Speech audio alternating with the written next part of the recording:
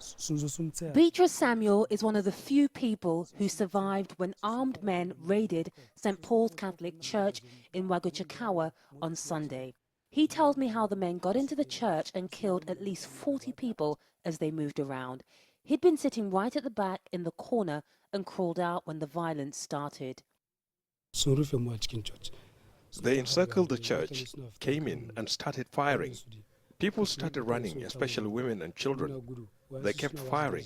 Some of us went into the bushes, and they followed us with vehicles, and they kept killing us like dogs.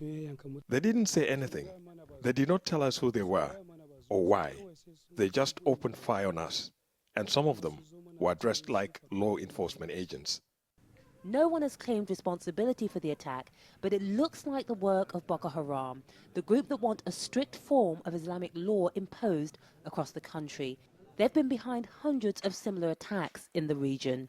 After attacking the church, the militants raided the nearby village and began to burn, to loot and destroy homes. And you can see people's pots and pans and some of the remnants of those homes. Villagers fled from their homes into the bush. Some of them died along the way. Some of them also survived, and they're now being treated in hospital. Those who did escape without injuries fled to the nearby village of Madagali. They're now homeless and living on handouts.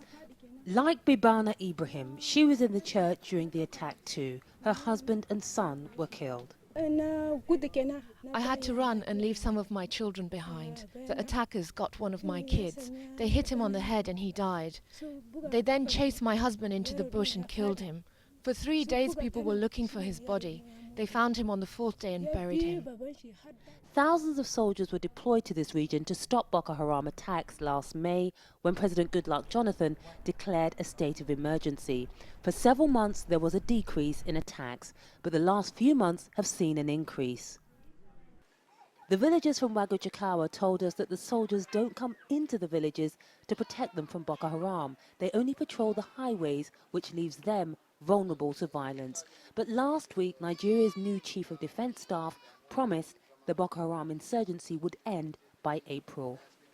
If that doesn't happen, there may be more attacks on villages like Waga Chakawa, and more people killed, injured and displaced. Yvonne Ndege, Al Jazeera.